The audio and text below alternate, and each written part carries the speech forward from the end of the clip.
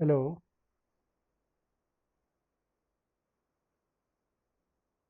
आवाज़ आ रही है? चलिए प्रारंभ करते हैं।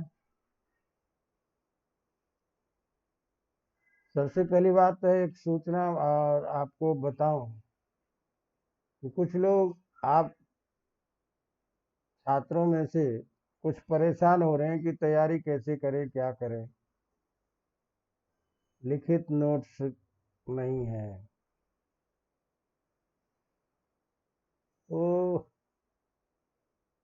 मैं बार बार आप लोगों को कहता हूं कि आप लोग अन्य विषय की तैयारी कीजिए।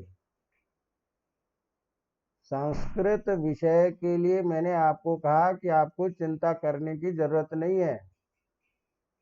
संस्कृत की तैयारी कराना मेरा काम है। और ये तो दावा नहीं करता मैं, लेकिन आज तक किसी भी प्रतियोगी परीक्षा में हमने जो पढ़ाए हैं उससे बाहर प्रश्न नहीं आया है।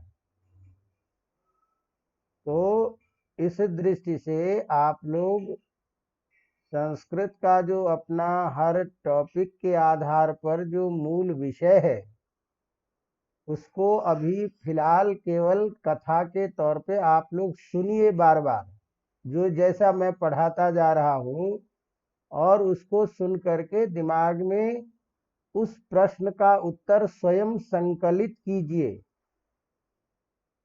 कि इसको अपने को अपनी भाषा में कैसे लिखना है। और मैं स्वयं ही इस बात को ध्यान में रख रहा हूँ कि आपके लिए जैसे जो जो चीज़ें आवश्यक है उस चीज़ को उस क्रम से पढ़ा रहा हूँ। और ये जरूर है कि थोड़ा सिलेबस अपना लेंदी है और मुझे समय कुछ कम मिल पाता है, क्योंकि ये तो चलिए कभी समय निकाल के हम आप लोगों के लिए काम करते हैं, अपना यूनिवर्सिटी की बहुत सारी चीज़ें रहती है, बहुत सारी। लेकिन फिर भी आप लोगों को संस्कृत के विषय में ज़्यादा चिंतित होने की ज़रूरत नहीं है। बार बार यही कह रहा हूँ। आप संस्कृत की तैयारी की तरफ से अपना दिमाग सेट कर लीजिए कि हमारी संस्कृत की तैयारी होगी, अच्छी होगी। और इस दृष्टि से आप सहज रूप में इसको लीजिए और उस आधार पर इसकी तैयारी क्रमिक करते चलिए। आप कुछ भी मत कीजिए, कम से कम इतना कीजिए कि जो मैं पढ़ा रहा हूँ उसको कभी समय मिलता है तो एक दो बार सुन लीजिए। इतना तो कीजिए कम से कम। बाकी टेंशन हटाइए दिमाग से। बस चलिए, यही मैं कह रहा था, क्योंकि कुछ व्हाट्सएप के माध्यम से ऐसे लगता है कि कुछ छात्र ज़्यादा शंकित हो रहे हैं कि तैयारी कैसे करेंगे, क्या होगा। हिंदी में बात समझ में आ रही है, सारे विषय को अपन हिंदी में व्याख्या कर रहे हैं, समझा रहे हैं। तो पहले हमारी दिक्कत क्या होती है कि पहले जिस चीज़ को हम नहीं समझे होते हैं, पढ़े नहीं होते हैं, तो नई बातें जब सामने आती है तो ये लगता है कि इसको कैसे तैयारी करेंगे, क्या करेंगे। लेकिन वही चीज़ जब आप सहज रूप में एक दो बार सुनेंगे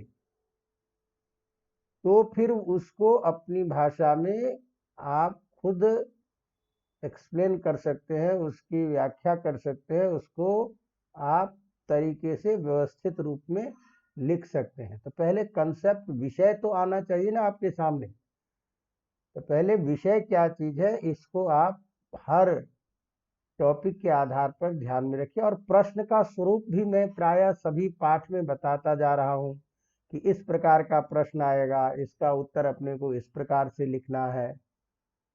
और आपको पढ़ाते समय मैं बताया था कि हालांकि ये संभव नहीं है आप लोगों के लिए, लेकिन हमने कहा था कि ये लिखित पाठ का ये अनर्थक, ये लिख करके पढ़ना ये दोष माना गया है। लेकिन चलिए उसको अपन छोड़ भी दें, लेकिन पहले आप लोग विषय को समझिए और उसके बाद में चिंता मत कीजिए। मैं प्रयास कर रहा हूँ कि आप लोगों को नोट्स की भी व्यवस्था उपलब्ध हो सके, इसके भी बारे में सोच रहा हूँ। समस्या ये है कि हम तो क्या है कि अपने हिसाब से चलते हैं, समय मिल जाता है, टाइप करने वाला चाहिए, कौन टाइप करे, कहाँ से हो। फिर भी कोशिश करता हूँ कि आप लोगों की जो आवश्यकता है उसको पूरा करेंगे। तो आप लोग निश्चिंत रहिए संस्कृत की तरफ से और अपनी अन्य तैयारी रखिए, और बाकी इसको क्रमिक केवल सुनते चलिए। फिर देखेंगे जैसी भी स्थिति होगी, जिस प्रकार से आवश्यकता होगी उस तरह से करेंगे। चलिए, अपना प्रकृत प्रसंग चल रहा है ये पुरुषार्थ चतुष्टय के बारे में। और पुरुषार्थ चतुष्टय में हमने कहा कि एक सामान्य प्रश्न भी अपन बना सकते हैं कि भारतीय संस्कृत में पुरुषार्थ चतुष्टय के बारे में इतने शब्दों में 150 शब्दों में लिखिए। तो उसमें क्या करना होगा कि हमको पुरुषार्थ क्या है इसके सामान्य परिभाषा, पुरुषार्थ का मतलब क्या, पुरुषार्थ से हमारा क्या तात्पर्य है, ये हमको समझाना है। भारतीय जीवन में ये जीवन मूल्य के रूप में ये 4 उद्देश्य बताए गए हैं, और जीवन को संतुलित करने के लिए इस लोक में के साथ साथ परलोक में हमें सुख समृद्धि और आनंद मिले, किसी प्रकार का कष्ट न हो, जीवन संतुलित हो, उन्नतमय हो। तो इस तरह से भारतीय मानवीय जीवन के ये 4 प्रयोजन बताए गए हैं कि जीवन जो है ये प्रयोजन से युक्त होना चाहिए। हमें जो शरीर मिला है तो इसका कुछ प्रयोजन होता है। तो इस प्रयोजन के 4 प्रयोजन हैं जो मानव जीवन को संतुलित, उनके व्यक्तित्व के साथ साथ उनको आत्यंतिक दुख की निवृत्ति के साथ कल्याण की बात के लिए ये प्रयोजन है। तो इसको सामान्य रूप से पहले बताना, फिर धर्म अर्थ काम मोक्ष जो पुरुषार्थ है उसके बारे में बताना। हमने आपको कहा कि कई बार अलग अलग प्रश्न होगा, तो आप अलग प्रश्न बनाइए। पुरुषार्थ चतुष्टय में धर्म का महत्व बताइए, धर्म का लक्षण बताइए, धर्म की विशेषता बताइए। हमने कई चीजें आपको बताई कि इसको धर्म कहते हैं, इस प्रकार का धर्म है, धर्म का ये लक्षण है, सामान्य धर्म है, विशेष धर्म है, धर्म की ये परिभाषा कही गई है। तो उसको एक बार 2 बार सुनिए।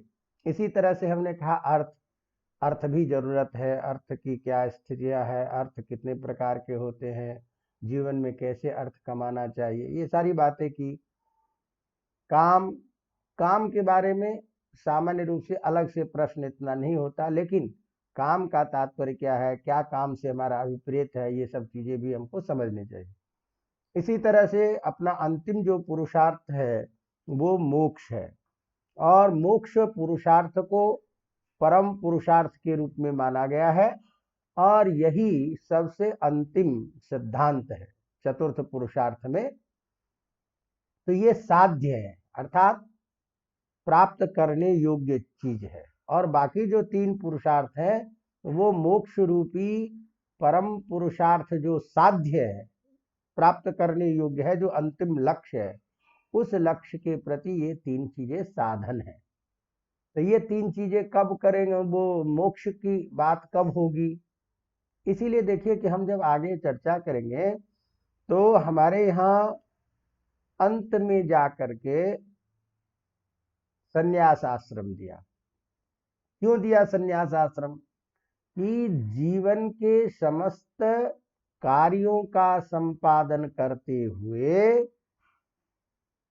और धर्मानुकूल आचरण करते हुए हमारे जो जीवन के अंतिम अवस्था है संन्यास आश्रम, उसमें हमारे आत्यंतिक दुख की निवृत्ति, जन्म मरण इत्यादि का जो बंधन है, उस बंधन से मुक्त होना ही, विविध प्रकार के क्लेशों की आत्यंतिक निवृत्ति किस प्रकार से हो, हम अपने स्वरूप को कैसे समझें, मैं क्या हूं, इत्यादि जो विभिन्न ऐसे सिद्धांत जिनके द्वारा भारतीय चिंतन में मुक्त माना गया है, उसकी बात होती है।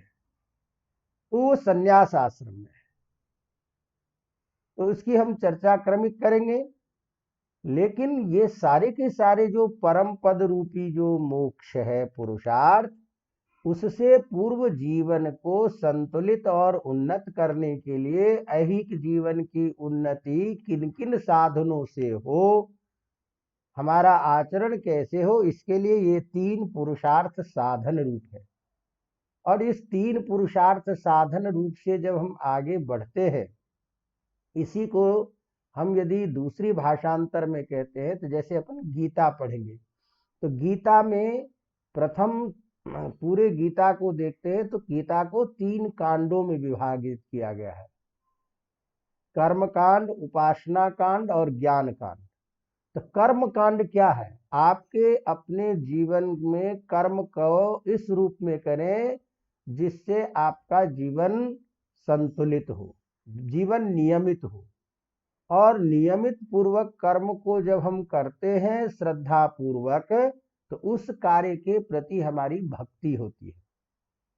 भक्ति का मतलब होता है उससे आपका एक संबंध जुड़ता है, उसमें आपका एक लगाव आता है, और उस भक्ति पूर्वक कर्म से युक्त भक्ति के द्वारा उस विषय को आप यदि अच्छी तरह समझने लगते हैं, तब जाकर के आपको समझने आता है कि भाई यह इसके अतिरिक्त भी कोई पदार्थ है जिसके बारे में हमको सोचना चाहिए, और वो ज्ञान कांड में होता है। तो इसीलिए यह ज्ञान जो है प्राप्त करना कि मैं कौन हूँ, यह जन्म संसार क्या है, ये जन्म संसार की सृष्टि प्रक्रिया चलती है, कैसे इसका नित्य अनित्यत्व के रूप में सब ये चक्र बंधन कैसे चलता है, तो इस सब से मुक्ति क्या है या परम कल्याण किसको कहा गया है, ये सब चर्चा आती है। चलिए, तो अब हम मूल बात पर आते हैं कि अपना अंतिम जो पुरुषार्थ है क्या है? मोक्ष। अब देखिए, यदि हम शब्द के दृश्य भी देखें तो मोक्ष का मतलब क्या हुआ? मुक्त होना, मुक्त हो जाना क्या है? मोक्ष।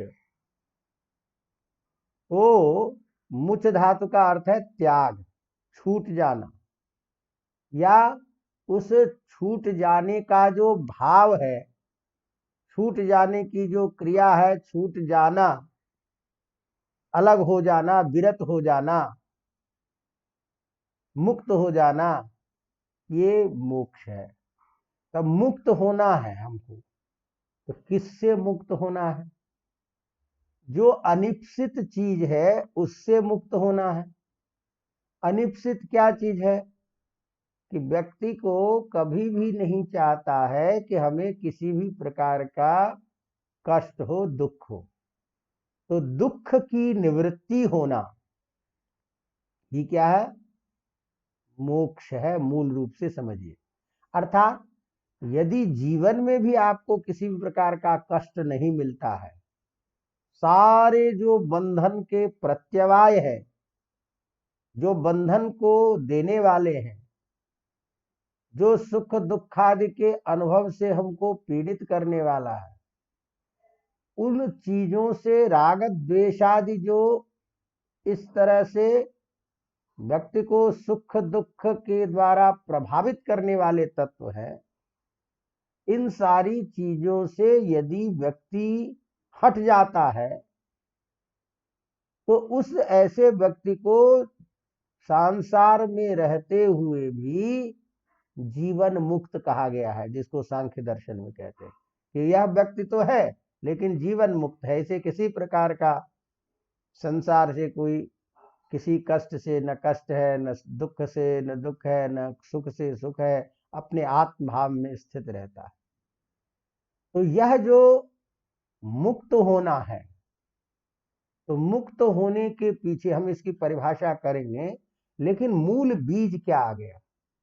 मूल बीज आ गया कि हम जीवन से, इस जीवन से लेकर के पारलौकिक जीवन में जितने भी दुख हैं, उन दुखों से आत्यंतिक निवृत्ति होना। तो दुख से आत्यंतिक निवृत्ति क्या है? दुख क्या चीज है? दुख शरीर को होता है या दुख मन में होता है? दुख किसका धर्म है? तो यह जब चिंतित कर जब सोचते हैं तो उसमें हमको कुछ बातें ऐसी दिखाई देती है। सामान्य चिंतन, शास्त्र को अलग रखिए, लेकिन हम क्या देख रहे हैं कि हमारे अनुकूल यदि कोई क्रिया हो रही है तो अनुकूल अनुभव होने का जो प्रतिफल है, प्रतिक्रिया है, उसको हम सुख के नाम से बोलते हैं। सुख एक धर्म विशेष है, गुण है। दुख एक अनुभव है, गुण है। आत्मिक मन का एक धर्म विशेष है, अनुभवात्मक। तो यदि आपकी अनुकूल यदि क्रिया है, अनुकूल यदि अनुभव होता है तो वही सुख है, और प्रतिकूल अनुभव होता है तो वो दुख है।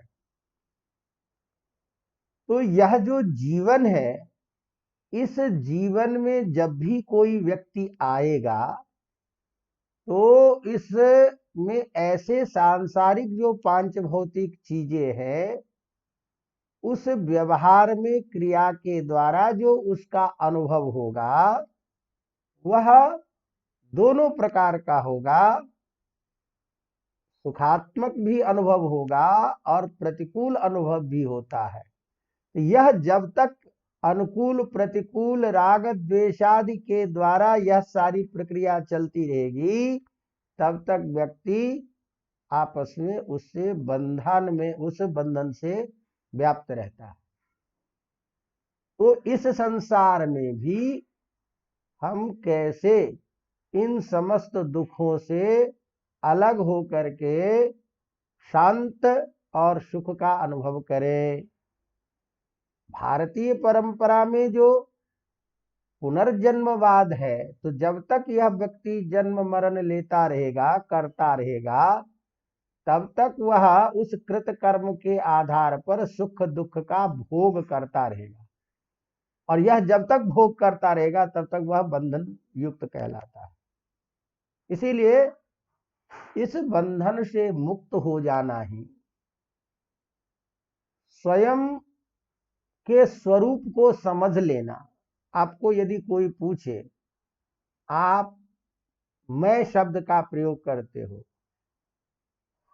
मैं ये किसको कहते हो, और मेरा ये किसको कहते हो? मेरा कहाँ होता है? षष्ठी में, ये मेरी चीज है। और षष्ठी कहाँ होती है? भेद में, कोई चीज अलग हो तो आप यदि कहते हो कि मेरा हाथ है ये, इसका मतलब आप कोई अलग चीज हो। जैसे हम कहते हैं मेरी किताब है, तो किताब अलग चीज है और मैं अलग चीज हूं। अब आपको यदि कोई पूछे कि ये मेरा शरीर है, तो मेरा कौन है और शरीर कौन है?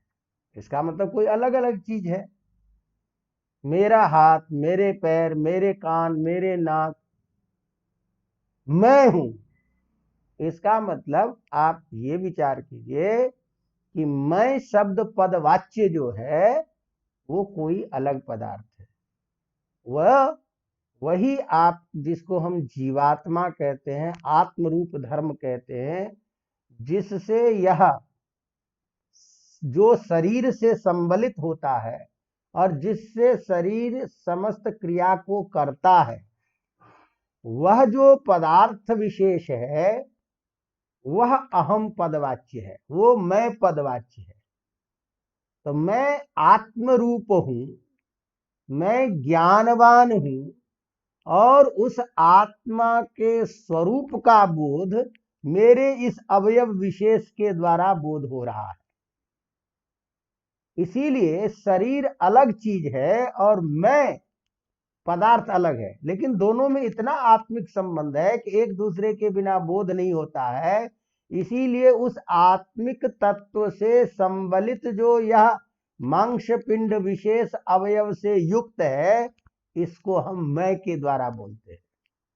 और वो इतना अनुभव हम में घुसा हुआ है कि सब कुछ मैं इसको समझ लेता हूं।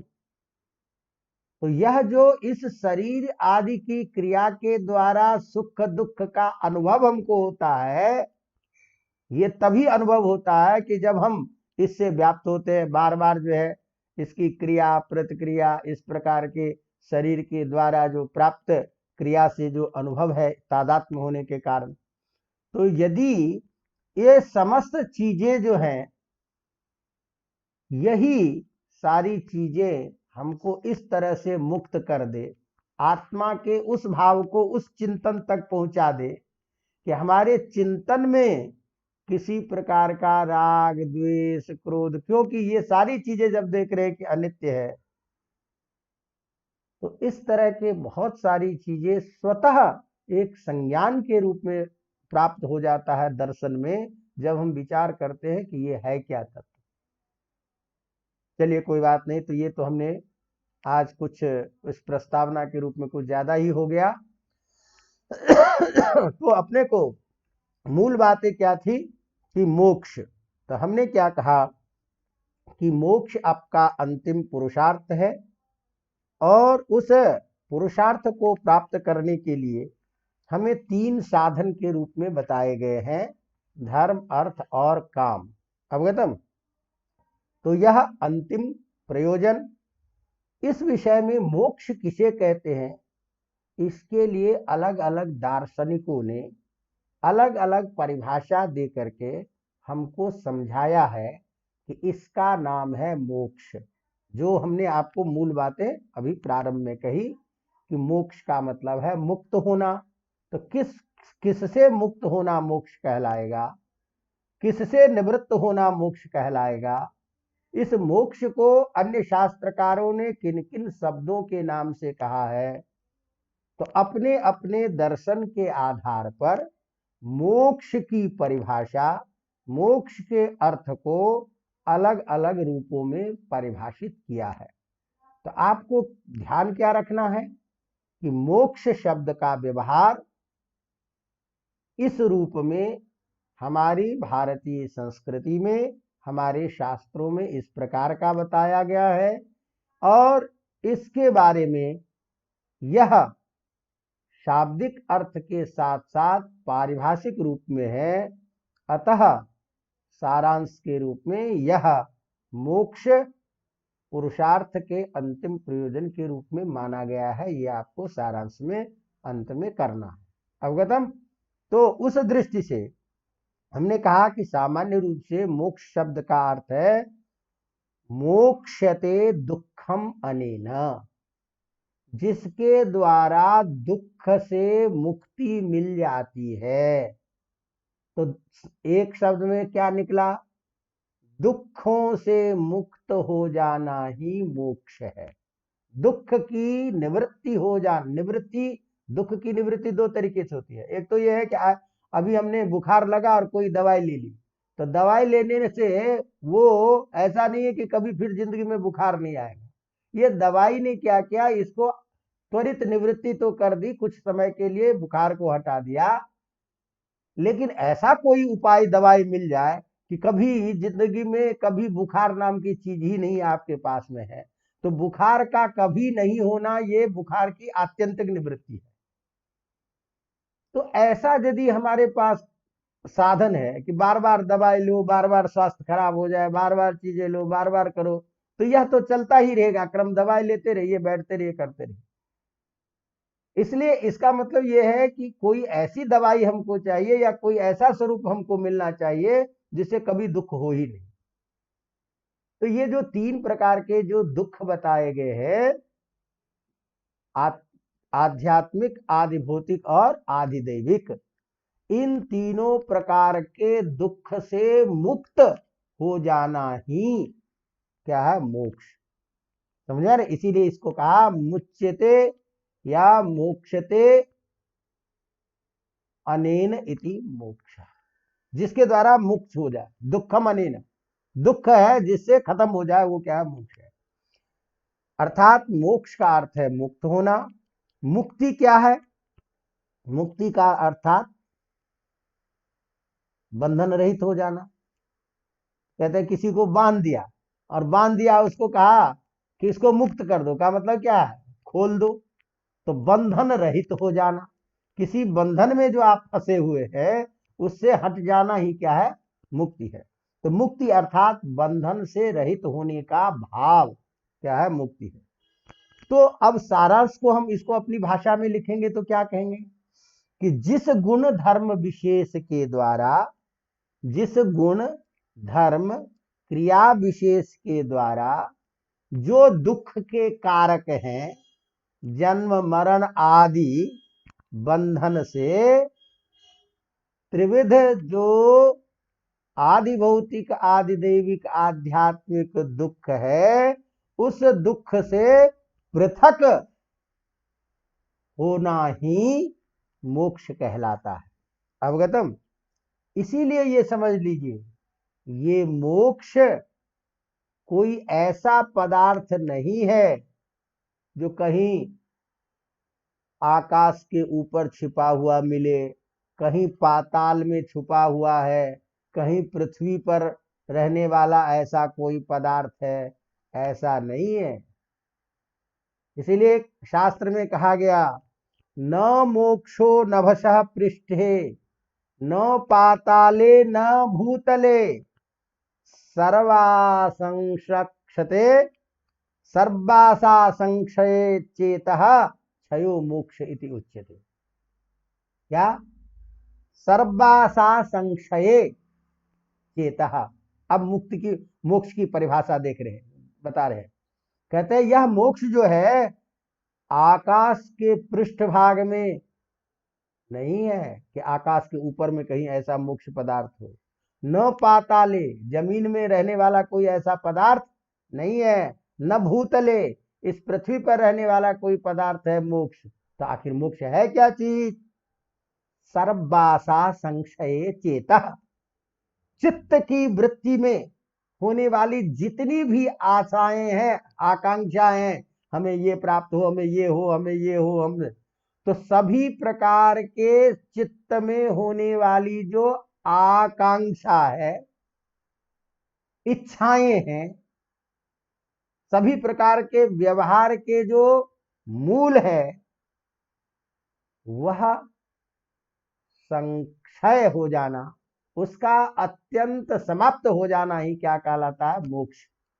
इसका मतलब क्या है कि चित्त वृत्ति में, चित्त चेत माने मन, मन में उत्पन्न होने वाली सभी प्रकार की इच्छाओं का, सुख दुखादि को देने वाले जितने भी तत्व हैं, उन सारी चीजों का समाप्त हो जाना ही संक्षेप में मोक्ष है। समझ में आ रही बात की नहीं?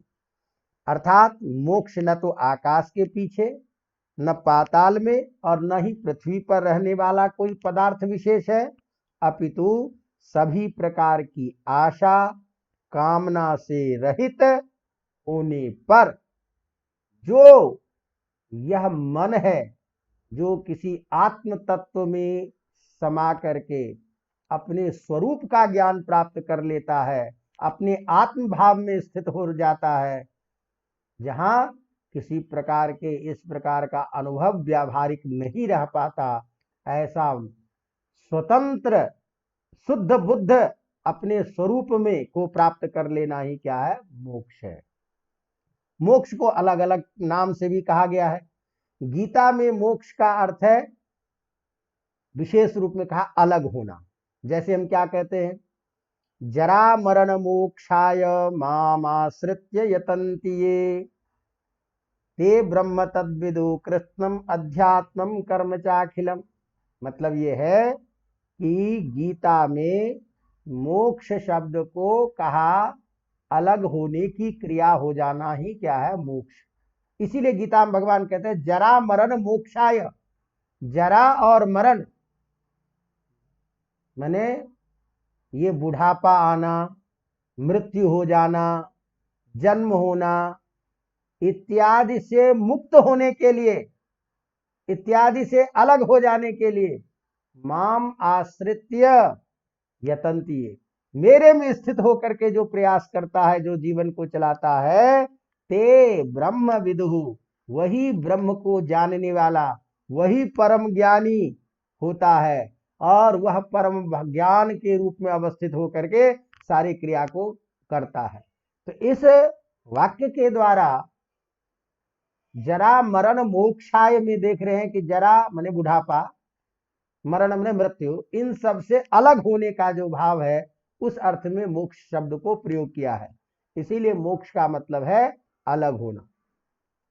आचार्य रामानुज जो हैं वो कहते हैं कि आत्म स्वरूप का दर्शन होना ही, दर्शन कर लेना ही, आत्म स्वरूप का ज्ञान प्राप्त कर लेना ही क्या है?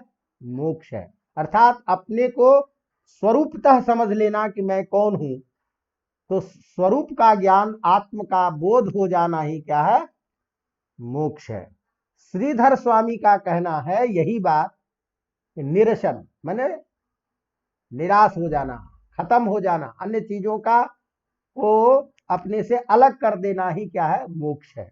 अर्थात जितनी भी बाह्येंद्रिय जो द्वारा अनुभव है, सुख दुख आदि को देने वाला है, उससे अपने आप को विरत कर लेना ही क्या है?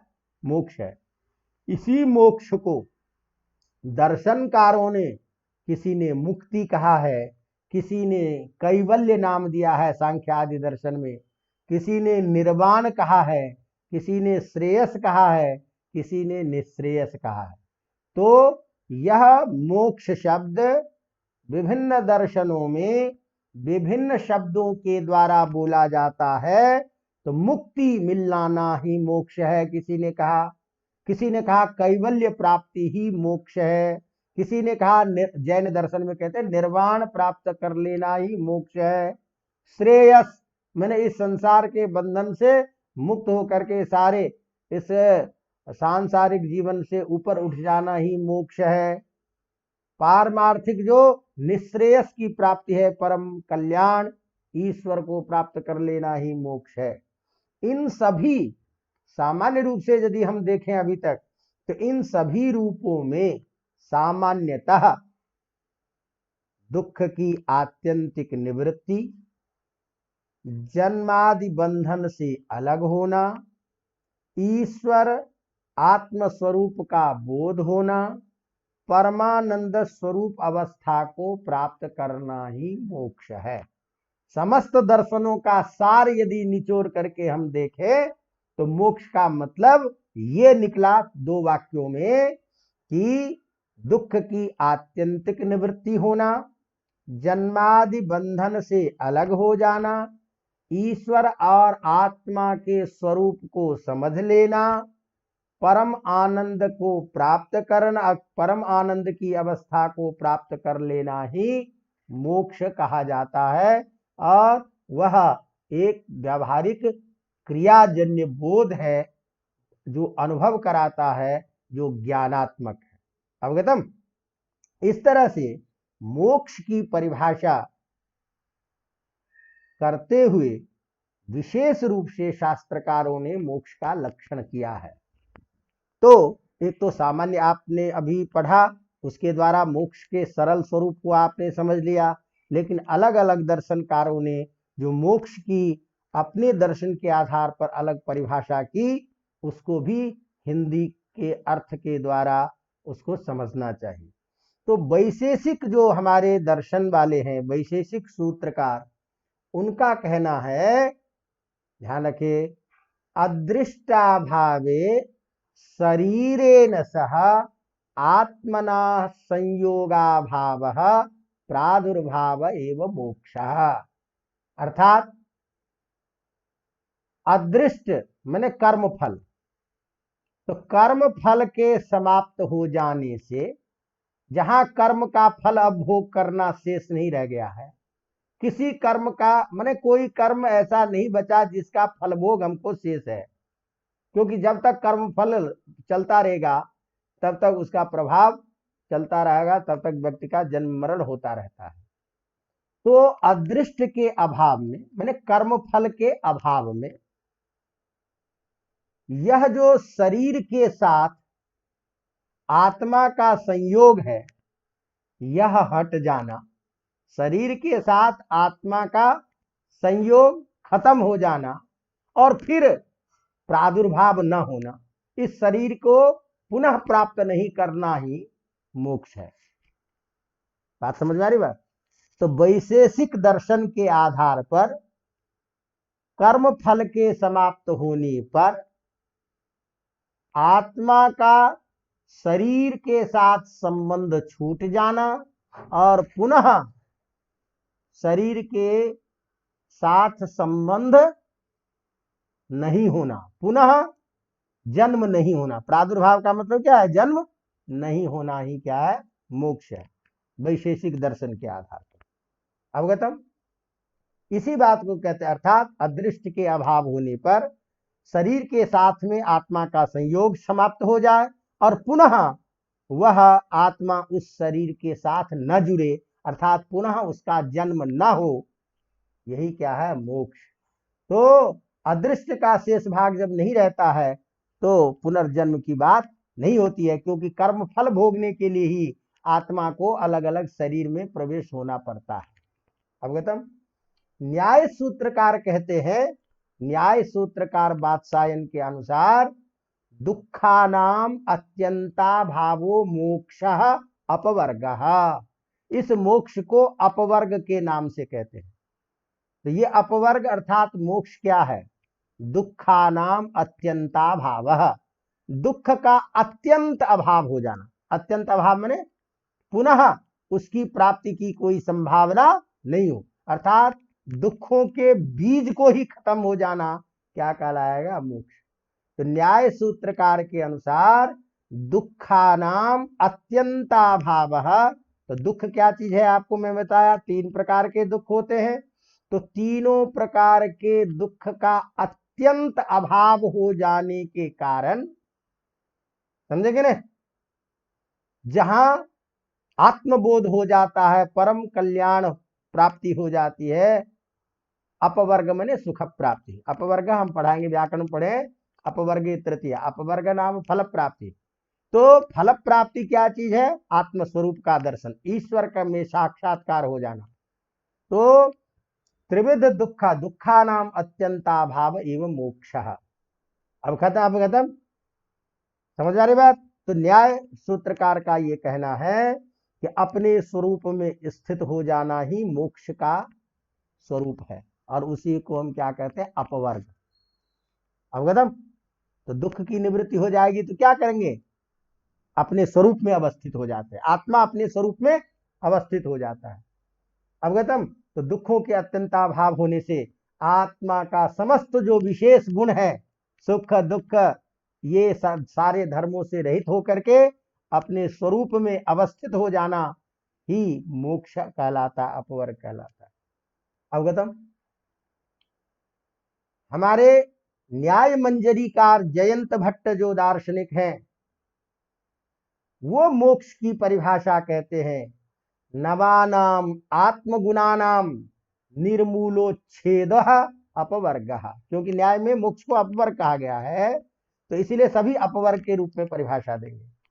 तो न्याय मंजरीकार जो जयंत भट्ट हैं, न्याय मंजरी दर्शन के प्रामाणिक ग्रंथ है, उनके रचनाकार जयंत भट्ट कहते हैं, नवानाम आत्मगुणानाम निर्मूलोच्छेद।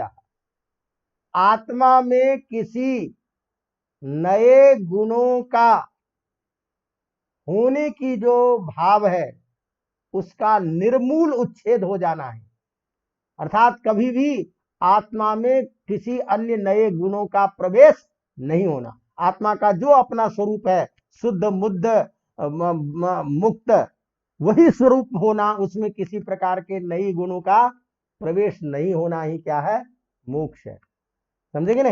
अर्थात आत्मा में किसी प्रकार के नवीन गुणों का प्रवेश जहां बिल्कुल समाप्त हो जाता है, उसका समूल उच्छेद हो जाता है, उसी का नाम क्या है? मोक्ष। हमारा प्रसिद्ध तर्क भाषाकार, तर्क भाषा जो न्याय का जो प्रारंभिक ग्रंथ है, उसके लेखक है केशव मिश्र। तो तर्क भाषाकार केशव मिश्र के अनुसार मोक्षो अपवर्ग है। मोक्ष क्या है? अपवर्ग है। मोक्ष को अपवर्ग के नाम से कहते हैं। और सच एक विंशति प्रभेद भिन्नस्य दुखस्य आत्यंत की निवृत्ति। शरीर में 21 प्रकार से दुख पहुंचता है, प्राप्त होता है। शरीर में दुख का जो होता है कारण, दुख के जो पकड़ने के जो चीजें हैं वो 21 चीजें। नहीं समझ में आ रही बात? तो अपवर्ग है, और वह अपवर्ग क्या है?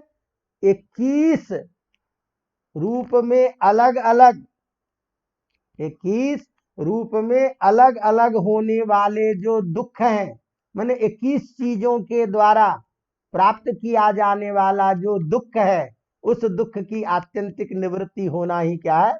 मोक्ष है। 21 प्रकार से ये दुख कहां से प्राप्त हो, कैसे होता है? 21 क्या चीज है ये? तो 21 क्या क्या कहते हैं कि इसमें आप ध्यान दीजिए कि 21 पहला तो हो गया एक शरीर, संपूर्ण शरीर, इस शरीर जन्य दोष जो है, शरीर से किया जाने वाला दोष। इसके बाद में 6 इंद्रिय, ज्ञानेन्द्रिय 6। ज्ञानेन्द्रिय 6 कौन है? जो ज्ञान कराता है। नेत्र है, नाक है, श्रोत्र है, त्वक है, जिह्वा है। तो कितने हो गए? 5 भाई। श्रोत्र, नेत्र, नासिका, जिह्वा और हस्त, है ना? नहीं, हस्त तो कर्मेंद्रिया भाई, फिर से पढ़ो भाई। नेत्र 1, श्रोत्र 2, नासिका 3, और क्या कहते हैं, रसना जिह्वा 4, और त्वक क्या है? 5, और मन। ये 6 ज्ञान इंद्रिय, समझे ना? और पाई उपस्थित इत्यादि पढ़ाएंगे अलग अलग। 5 कर्म इंद्रिया। तो 5 कर्म इंद्रिय, 5 ज्ञान इंद्रिय है, तो उसमें एक मन जो है वो ज्ञान के रूप में है, इसीलिए 6। तो 6 जो है ये क्या है? इंद्रिया।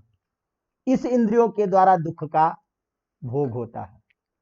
इसी तरह से जब 6 इंद्रिय है तो 6 का विषय भी है। विषय माने पदार्थ। तो इन इंद्रियों के द्वारा जो ग्रहण किए जाने वाला जो पदार्थ है, उससे भी दुख की होती है। इसी तरह से बुद्धि से ग्रहण किए जाने वाले 6 दोष होते हैं। तो बुद्धि से 6, विषय से 6, इंद्रिय से 6, शरीर से 1, है ना? और सुख और दुख, ये 6। तो सारे मिला के कितने हो गए? 21। शरीर से 1, जो जन्म लेता है, मरता है, बार बार झंझट करता है। इंद्रिय जन्य 6 दुख, विषय जन्य 6 दुख, बुद्धि और सुख दुख। ये जो 21 प्रकार के भेद किए गए हैं, इन 21 प्रकार के दुखों से आत्यंतिक होने वाले दुखों के से आत्यंतिक निवृत्ति होना क्या है? मोक्ष है। सांख्य दर्शन में मोक्ष को कैवल्य के नाम से कहा गया है। सांख्य दर्शन में मोक्ष को कैवल्य के नाम से कहा गया। और यह कैवल्य क्या है? तो इसके लिए सांख्य योग में, तो योग दर्शन में पतंजलि का कथन है, पुरुषार्थ शून्यानाम गुणानाम प्रति प्रसवः कैवल्यम स्वरूपम प्रतिष्ठा वा चिति शक्ति है। ज्ञान चिति शक्ति मैंने, चिति मैंने ज्ञान, ज्ञान क्या है? आत्मा का रूप। तो चित शक्ति जो है, ज्ञान जो शक्ति है, उस ज्ञान शक्ति में सभी प्रकार के पुरुषार्थ जितने भी हैं, उन पुरुषार्थ जन्य क्रियाओं का शून्य हो जाना। किसी पुरुषार्थ की अब कोई आवश्यकता नहीं है, क्योंकि पुरुषार्थ क्यों होता है? करते हैं मुक्त होने के लिए। तो चित्त वृत्ति का जो अपने स्वरूप में अवस्थान है, अर्थात आत्मा को अपने स्वरूप में स्थित हो जाना, स्वरूप में प्रतिष्ठित हो जाना, किसी प्रकार का गुणों का प्रभाव नहीं होना, गुणों का उत्पन्न नहीं होना, पुरुषार्थ शून्य हो जाना, ये क्या है? मोक्ष। तो इसी को हम अब सीधी सरल भाषा में क्या कहें तो क्या कहेंगे? पुरुषार्थ शून्य होने से किसी प्रकार के गुणों की संभावना न होते हुए चित्त अर्थात ज्ञान शक्ति को अपने आत्म रूप में अवस्थित हो जाना ही, आत्म रूप जो ज्ञान, उसको अपने रूप में अवस्थित हो जाना ही क्या है? कैवल्य। अवगतम। तो पुरुषार्थ गुण शून्य गुणों से उत्पन्न चित्त शक्ति का स्वरूप में प्रतिष्ठित हो जाना ही क्या कहलाता है? मोक्ष। सांख्य सूत्रकार के अनुसार, सांख्य सूत्रकार कहते हैं येन केनोपायेन भोगादीनाम उच्छेदः एव पुरुषार्थः। जिस किसी भी प्रकार से आपके इस भोग का उच्छेद हो जाए, भोग प्रवृत्ति जो है, जो सबको भोग करने के लिए हमको प्रवृत्त होना पड़ता है, तो जिस किसी भी उपाय से भोगादि का उच्छेद समाप्त हो जाता है, तो भोगादि का समाप्त हो जाना ही क्या कहलाता है? मोक्ष। अवगतम। इस प्रकार इसी परिभाषा को देते हुए कहते हैं कि सैव मोक्षः। अवगतम। अब यह जो मोक्ष है, इसमें सांख्यकारिका का जो है ईश्वर कृष्ण, तो सांख्यकारिका करने वाले व ईश्वर कृष्ण ने मोक्ष की परिभाषा कही है सांख्य दर्शन में कि प्राप्ते शरीर भेदे चरितार्थत्वात् प्रधान विनिवृत्तौ ऐकांतिकम आत्यंतिकम उभयम कैवल्यम आपनोति। अर्थात सांख्य दर्शन में कैवल्य को दो रूपों में बताया गया है। एक जीवन मुक्त, ये अलग से भी पढ़ेंगे अपन सांख्य दर्शन जब पढ़ेंगे। जीवन मुक्त हो जाना, तो जीवन मुक्त क्या चीज है? एक तो ध्यान दीजिए कि अब सांख्य दर्शन में पुरुष और प्रकृति, तो प्रकृति जो है वही सृष्टि के प्रति कारण होता है, पुरुष जो है वो केवल साक्षी होता है। तो पुरुष साक्षी है, वह इन सारे गुणों से रहित होता है। तो प्रकृति जन्य जो है, प्रकृति का संबंध छूट जाना, तो प्रकृति के साथ संबंध छूट जाने से क्या होगा कि सुख दुखादि का अनुभव भी खत्म हो जाता है। तो इस तरह से प्रकृति के साथ, प्रकृति से अलग हो जाने पर जीवन में किसी भी प्रकार की क्रियाओं के द्वारा प्रभाव नहीं पड़ना ही जीवन मुक्त कहलाता है। तो जीवन मुक्त, और इसको कहते हैं, और दूसरा क्या है? ऐकांतिक। तो ध्यान रखिए, दो चीजें हैं, ऐकांतिक और आत्यंतिक। तो ऐकांतिक जो दुख की निवृत्ति है, ऐकांतिक जो सुख दुखादि का अनुभव से हीन होना है, उसी को क्या कहते हैं? जीवन मुक्त। अर्थात जिंदा रहते हुए भी, शरीर के रूप में अवस्थित रहते हुए भी किसी भी प्रकार के सुख दुखादि का प्रभाव नहीं पड़ना क्या कहलाता है? जीवन मुक्त। है, जी रहा है, सब कर्म कर रहा है, लेकिन कोई इसके ऊपर परिणाम नहीं आ रहा है, ऐसा जो भाव हो जाता है, उसी को क्या कहते हैं? राजा जनक विदेह है। अर्थात विदेह का मतलब क्या हुआ? शरीर के साथ में रहता हुआ भी यह सांसारिक कोई प्रतिक्रिया का भाव उनके ऊपर नहीं होता है। न किसी के प्रशंसा से वो प्रशंसित होते हैं, सुखी होते हैं, खुशी होते हैं, न किसी के निंदा करने से दुखी। तो जिसके ऊपर न किसी भी प्रकार के विषयगत सांसारिक कोई प्रकार का दुख सुख का क्रिया प्रतिक्रियात्मक रूप जिसमें नहीं होता है, ये सारी चीजें समाप्त हो जाती है जहां पर में, ऐसे ही व्यक्ति को कहते हैं जीवन मुक्त। तो इसको ऐकांतिक कहा गया है सांख्यकारिका में। और कैवल्य अर्थात उसके बाद जब ये शरीर छूट जाएगा तो फिर पुनः शरीर का प्राप्त नहीं होना ही क्या कहलाता है? कैवल्य। तो मोक्ष को, मुक्ति को दो रूप में सांख्यकारिका में बताया गया, एक ऐकांतिक जो जीवन मुक्त के नाम से जाना जाता है, और एक आत्यंतिक। आत्यंतिक अर्थात पुनः शरीर को प्राप्त नहीं होना। एक है शरीर को प्राप्त रहते हुए भी समस्त विकारों से रहित हो जाना। तो इस रूप में दो प्रकार के मुक्ति के स्वरूप बताए गए हैं, एक जीवन मुक्त रूप में और एक आत्यंतिक मुक्ति के रूप में, जिसे हम कैवल्य कहते हैं। अवगतम। इसी प्रकार प्रपंच भट्ट मीमांसक जो है उनका कहना है, मीमांसा में भी अलग अलग है, तो भट्ट मीमांसक जो है उनका कहना है प्रपंच संबंधो बंध, प्रपंच संबंधो बंध। इस संसार, प्रपंच माने संसार या जितने भी सृष्टि है ये सारे प्रपंच है, तो प्रपंच के साथ संबंध हो जाना ही बंधन है, और प्रपंच के साथ संबंध छूट जाना ही क्या है, मोक्ष है। नहीं समझे कि नहीं? तो सांसार के वस्तुओं से, संसार से संबंध हो जाना ही क्या है, बंधन, और संसार के साथ संबंध छूट जाना ही क्या है, मोक्ष। तो उसी को कहते हैं प्रपंच संबंधो बंध, और प्रपंच विलयो मोक्ष, प्रपंच का विलय हो जाना ही क्या कहलाता है, मोक्ष कहता है। तो सांसारिक संबंध से मुक्त हो जाना ही मोक्ष है। इस प्रकार इनके अनुसार भी आत्मा का स्वरूप में अवस्थित हो जाना, अपने रूप में अवस्था में रहना ही क्या कहलाता है, मोक्ष है। प्रभाकर हमारे मीमांसा शास्त्र के प्रवर्तक आचार्य हैं, तो उसके अलग अलग भेद हैं।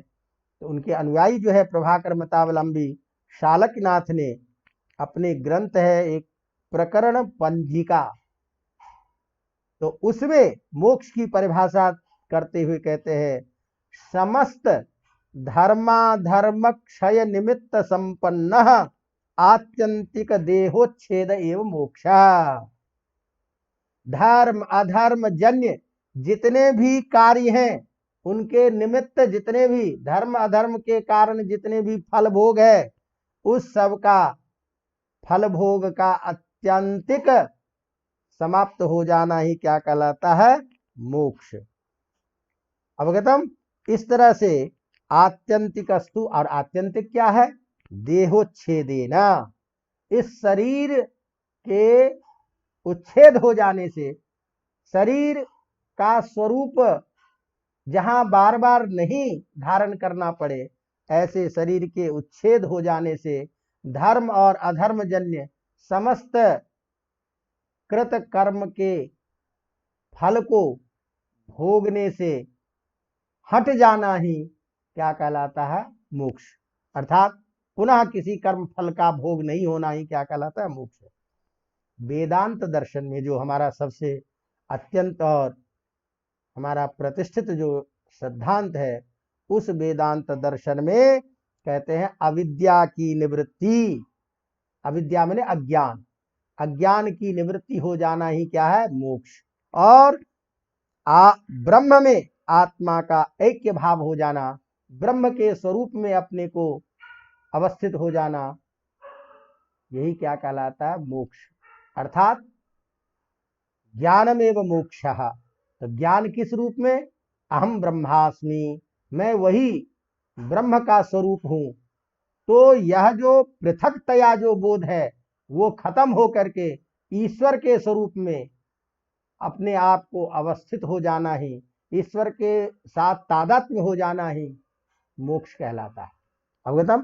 तो वेदांत दर्शन में मोक्ष किसे कहते हैं, अविद्या की निवृत्ति को मोक्ष कहते हैं, अथवा ब्रह्म में स्वयं के स्वरूप का बोध हो जाना ही क्या कहलाता है, मोक्ष। क्यों कि ब्रह्मैव ब्रह्मविद् भवति, ब्रह्मविद जो होता है, ब्रह्म के स्वरूप को जो जान लिया है वो ब्रह्म ही होता है। तो ब्रह्म का जानकार स्वयं ब्रह्म में बन जाता है। तो जब पता चल जाता है कि मैं अलग कुछ नहीं हूं, मैं उसी ब्रह्म का स्वरूप हूं, तो फिर स्वयं का जो अहम भाव है वो समाप्त हो जाता है। इस प्रकार आत्म का वह जो ज्ञान है वही मोक्ष रूप है, और अज्ञान ही बंधन रूप है। इसीलिए वेदांत दर्शन में अविद्या को ही बंधन कहा गया है और विद्या को ही मोक्ष कहा गया है। अवगतम? इस प्रकार भारतीय दर्शन में धर्म अर्थ काम और मोक्ष रूप पुरुषार्थ चतुष्टय को जीवन का परम प्रयोजन बताया गया है, जो सभी प्रकार से मनुष्यों के लिए कल्याणकारी होता है। और उसमें अंतिम यह जो मोक्ष है, यह आत्यंतिक दुख की निवृत्ति है, यही सारांशतः सिद्धांत है। और समस्त शास्त्रों का मूल उद्देश्य यही है, आत्यंतिक दुख निवृत्ति, तदेव मोक्षः। तदेव अस्माकं परमं प्रयोजनम। अतः मोक्ष को अलग अलग जो परिभाषित किए गए हैं उसके स्वरूप को आप ध्यान रखेंगे। और मोक्ष अलग रूप से यदि प्रश्न के रूप में पूछता है कि भारतीय दर्शन में मोक्ष का स्वरूप बताइए, मोक्ष की परिभाषा कीजिए, मोक्ष के विषय में विभिन्न दार्शनिकों का क्या मत है ये बताइए, ये सारी चीजें आप बता सकते हैं। तो इसी के साथ ये एक प्रसंग समाप्त होता है। अब अपना इस पार्ट का जो दूसरा प्रसंग है और वह है संस्कार, उस संस्कार के बारे में चर्चा करेंगे। अब हम थोड़ी सी गति भी लाएंगे, कोशिश करते हैं समय प्राप्त करके आप लोगों का जो सिलेबस है उसको निरंतर बनाए रखें, कुछ व्यवधान जो होता है उसको हटाते हुए। तो फिर हम मिलते हैं आप सबसे। इसी के साथ यहाँ संपन्न करते हैं। धन्यवाद।